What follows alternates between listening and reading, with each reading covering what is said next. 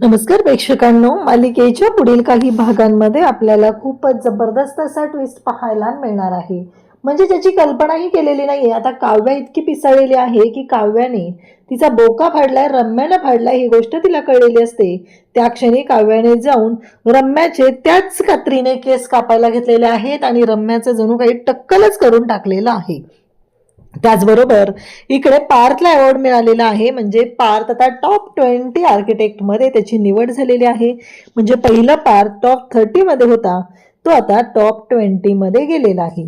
तर हे सगळं कशा पद्धतीने घडणार आहे ते आपण या व्हिडिओमध्ये पाहणार आहोत. कारण पार्थ त्याच्या सगळ्या यशाचं श्रेय हे काव्याला देणार आहे आणि तिथे सुद्धा रम्या तोंडावर पडणार आहे. तर त्यासाठी हा व्हिडिओ शेवटपर्यंत पहा. त्याचबरोबर चॅनलवरती नवीन असाल तर चॅनलला नक्की सबस्क्राईब करा. इकडे रम्याला आता ऑफिसमधून एक कॉल आलेला असतो. तेव्हा तिथे वसू पण असते. कारण रम्या फोन घेते, कारण पार्थला एवढे फोन केलेले असतात तरीही पार्थने फोन उचललेला नाही. म्हणून रम्याच्या फोनवरती फोन केलेला, कारण जीवाने पण तो फोन उचललेला नसतो. मग जेव्हा या सगळ्या गोष्टी घडतात तेव्हा मात्र आता विचारलं जातं आणि मग मात्र रम्या त्यांना विचारते काय झालंय नक्की एक्झॅक्टली. मग रम्याला ते सांगतात की पार्थ सर कुठे आहेत. पार्थ सरांचं टॉप 20 आर्किटेक्टमध्ये निवड झालेली आहे आणि त्यांना यावर्षीचा पुरस्कार जाहीर झालेला आहे. हे ऐकल्यानंतर आता रम्यालाही छान वाटतं. मग रम्या म्हणते हो मी त्यांना कळवते. आणि या 4 दिवसामध्येच आता त्याचं पारितोष म्हणजे जो अवॉर्ड सेरेमनी आहे ते होणार आहे. आता हे कळल्यानंतर रम्या म्हणते की चालेल, खूप चांगली गोष्ट घडलेली असते. आणि मग इकडे रम्या वसूला म्हणते की आई तुला काय वाटतं, या वर्षी पार्थने जे काही सगळं काम केलेलं आहे त्या सगळ्या कामामध्ये मी त्याची मदत केलेली आहे. तर पार्थ मला या सगळ्या गोष्टीचं क्रेडिट देईल का ग? म्हणजे बघ ना, मी त्याच्याबरोबरच आहे ना, त्यामुळं तो देईल का मला सगळ्या गोष्टींचं क्रेडिट? असं विचारणं सुरू झालेलं असतं. आता मात्र प्रश्न उभा राहिलेला असतो. लगेचच लाडाची आई जी आहे ती आपल्या लेकीचं कौतुक करण्यासाठी म्हणते की हो नक्की होणार आणि तुलाच त्याचं सगळं श्रेय मिळणार आहे, असं ती सांगू लागते. तेव्हा मात्र इकडे आपल्याला पाहायला मिळतं की जेव्हा या सगळ्या गोष्टी घडत असतात तेव्हा ती म्हणते तू एवढं काम केलेलं आहेस ना, ऑब्विसली त्याचं श्रेय तुला मिळणार आहे, तू अजिबात विचार करू नको, हे सांगितलं जातं. आता मात्र इकडे रम्या खुश झालेली असते. तिला किती उड्या मारू आणि किती नको असं झालेलं असतं. आणि ती म्हणते की चला फायनली म्हणजे या सगळ्या गोष्टी एवढ्या छान पद्धतीने सुरू झालेल्या असतात. त्याचबरोबर इकडे आपल्याला पाहायला मिळतं की रम्या म्हणते म्हणजे मी पण पार्थ सोबत आता स्टेजवर अवॉर्ड घ्यायला असणार आहे. कारण पार्थने हे जे काही केलेलं आहे त्या सगळ्याचं श्रेय मिळालं पाहिजे आणि ऑब्विसली त्या सगळ्या गोष्टी आता आपल्या समोर येणार आहेत. हे चालू झालेलं असतं. इकडे नंदिनीसाठी जीवा जे काही करत आहे ते मात्र खरंच पाहण्यासारखं असतं. कारण जीवाने बायका बोलवलेल्या असतात हळदी कुंकासाठी. त्याचबरोबर वाण सुद्धा आणून ठेवलेला असतो.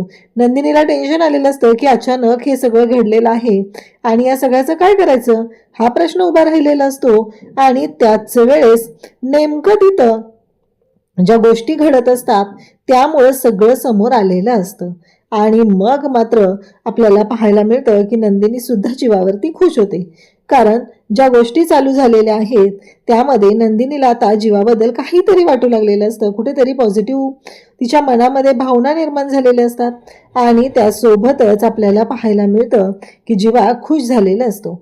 आणि मग जीवा म्हणतो की चला इकडे आता घरी सगळेजण मस्त सेलिब्रेशन सुरू झालेलं आहे. पार्थला अवॉर्ड मिळालेला आहे. पार्थ एवढा खुश झालेला आहे, एवढ्या सगळ्या गोष्टी घडत आहेत. मग पार्थ या सगळ्या गोष्टींमधून सगळेजण कौतुक करण्यासाठी येत असतात, पार्थचं कौतुक करू लागतात. मग मात्र आपल्याला पाहायला मिळतं की काव्या तिथे येते. कारण काव्या सुरुवातीला काहीच बोलत नसते.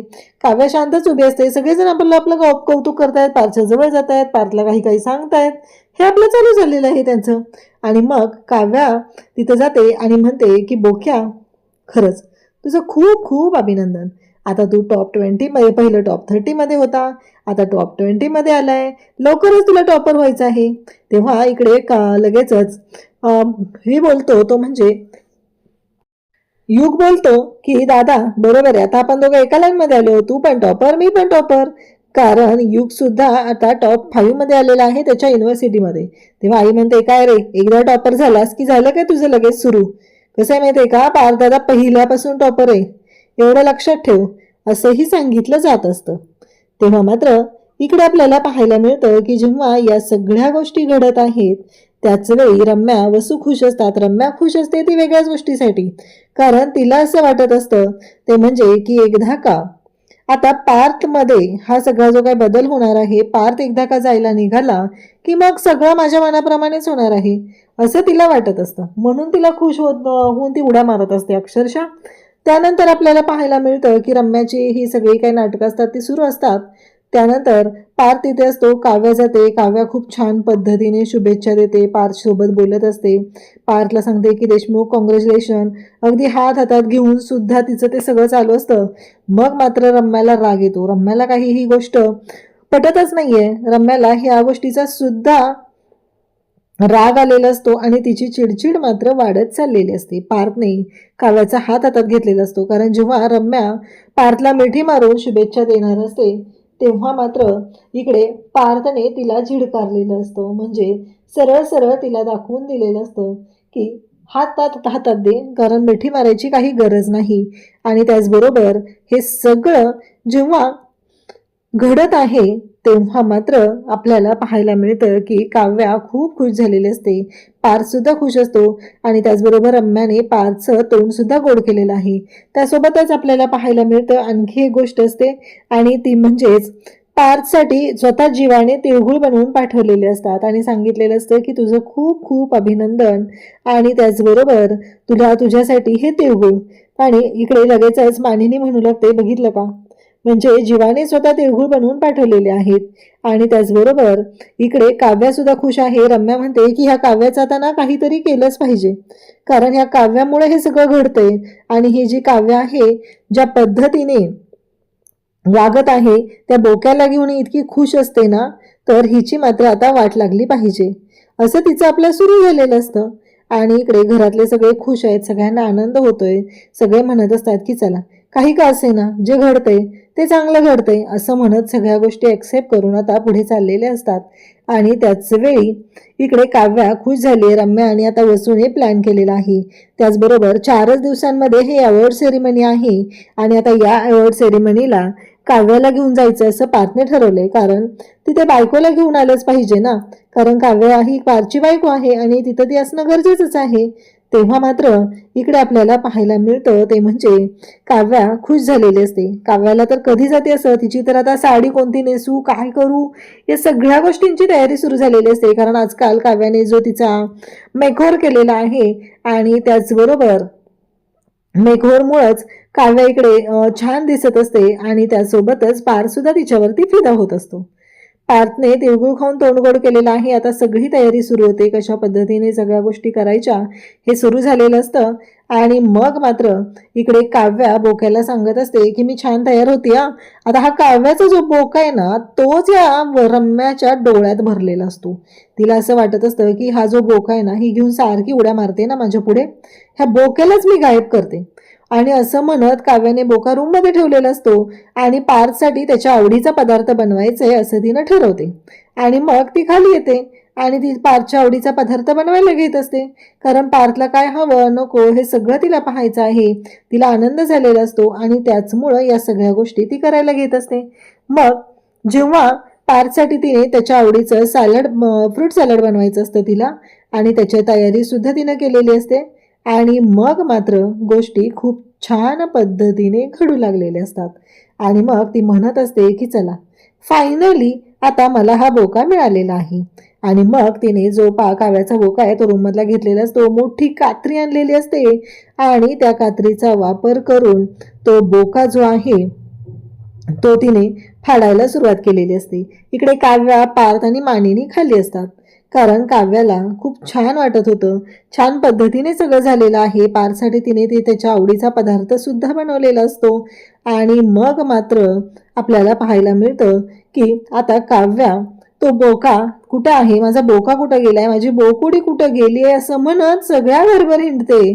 काव्याला काही तिचा बोका मिळत नाही आणि मग काव्या म्हणते की हे काय झालं, माझा बोका कुठं गेलाय.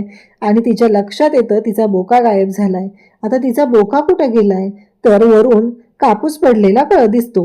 मग सगळेजण म्हणू लागतात की हा कापूस का पडतोय तू. मग तिथेच पार्थ सुद्धा असतो, तोही म्हणत असतो की असं काय झालं. आणि अचानक हा कापूस का पडायला लागलेला आहे.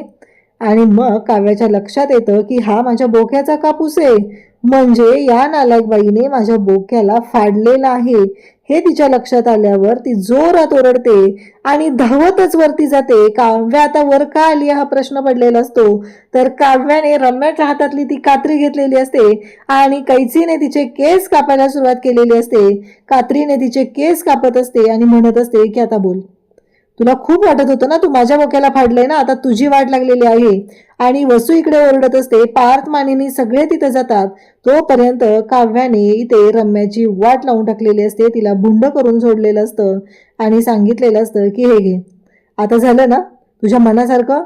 आणि काव्या रागानेच खाली आलेली असते. काव्या तिच्या बोक्याचं जे कापड पडलंय ते कापड घेऊन खाली येते. तेव्हा मानिनी आणि पार्थ तिथे येतात आणि तिला सांगू लागतात की शांत हो, रडू नको, काही गरज नाहीये कोणासाठी रडायची, कारण तो बोका तुझा आहे आम्हाला माहिती आहे आणि त्या बोक्यासाठी जे काय करायचं आहे ते मी करतो. मग मानिनी आणि पार्थ काव्याचा जो बोका आहे तो पुन्हा शिवायला घेतात आणि तिला सांगू लागतात की तू अजिबात काळजी करू नकोस, आम्ही आहोत ना तुझ्यासोबत. आणि मग तो बोका छान पद्धतीने पुन्हा तयार करत असतात. त्यासोबतच आपल्याला पाहायला मिळतं की काव्याने केलेला पदार्थ पार्थला सुद्धा खूप आवडतो आणि पार्थ पण खुश झालेला असतो. तर आता जायची तयारी सुरू झालेली आहे, कारण अवॉर्ड फंक्शनची तारीख आलेली आहे. त्याच्यासाठी असलेले पासेस आलेले आहेत. पण पारच्या घरच्यांना सगळ्यांनाच आमंत्रण आहे. इकडे रम्या तर डिझायनर ड्रेस वगैरे ऑर्डर करून बसली आहे, का तर तिला पार्थसोबत स्टेजवर जायचं आहे. मग सगळेजण फंक्शनला निघालेले असतात. काव्या पण छान तयार होते. तेव्हा पार्थ तिच्याकडे पाहत असतो आणि काव्या म्हणते की देशमुख कशी दिसते मी.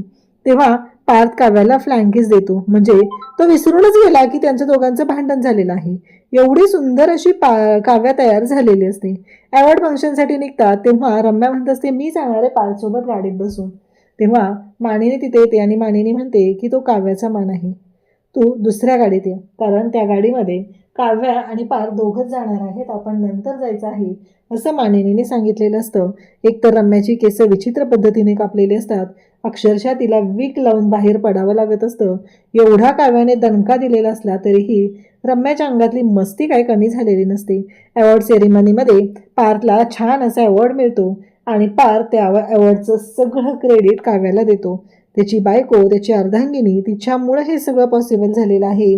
ती त्याच्या पाठीशी खंबीरपणे उभी आहे असं सगळ्यांच्या समोर सांगतो. आणि तिथेच रम्याची वाट लागलेली असते, कारण रम्याला असं वाटत होतं की या सगळ्याचं श्रेय मला देणार तो, कारण मी त्याला ऑफिसमध्ये मदत केलेली आहे. पण एक लाईफ पार्टनर म्हणून काव्याने त्याला जी मदत केलेली आहे, या वर्षभरात काव्या त्याच्यासाठी जे काय करते तेही तेवढंच लाख मुलाचं असतं. अशाच अपडेटसाठी चॅनलशी कनेक्ट राहा. थँक्यू.